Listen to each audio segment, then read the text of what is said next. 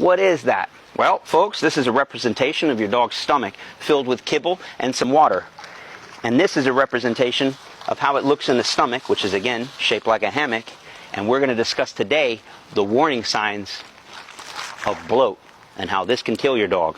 So if you feed your dog a lot of food and then go play with them or go throw the ball and their stomach twists, you now have maybe 1 to 2 hours to get them to the vet so they can perform an emergency surgery, cut your dog open, and unravel the stomach and get them where they need to be so that they don't die, so the stomach doesn't rupture and the stomach doesn't get necropsy because of the blood flow being cut off because of that twist.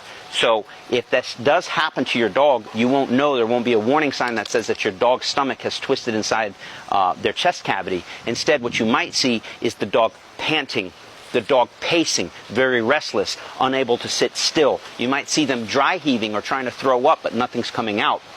A lot of panting and just like a nervous energy, walking around.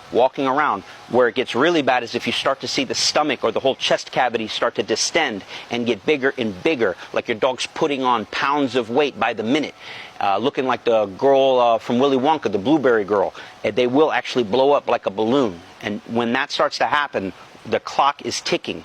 So you should always have in the back of your mind where the 24-hour emergency vet is, because you're not going to have time to start looking it up. You're going to need to load your dog up into a car and rush them to the vet's office. There is nothing you can do at your house to solve this problem unless you're a surgeon. You got to get them to the vet's office. When they get there, they're going to aspirate the chest cavity, put your dog under, open them up, get everything back to normal, and then while they're in there, what they'll typically do is staple the stomach to the side wall of the chest cavity so that it can no longer, it's going to slide out, this is so gross, so that it's no longer going to flop around. It's actually going to be stuck so it doesn't wiggle too much.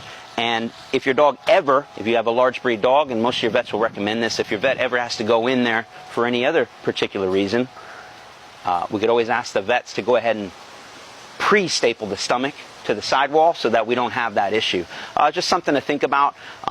Make sure to look up, again, the warning signs of bloat. We are not licensed veterinarians, but we're trying to help you save your dog from what could be a catastrophe. So keep in mind the warning signs of bloat.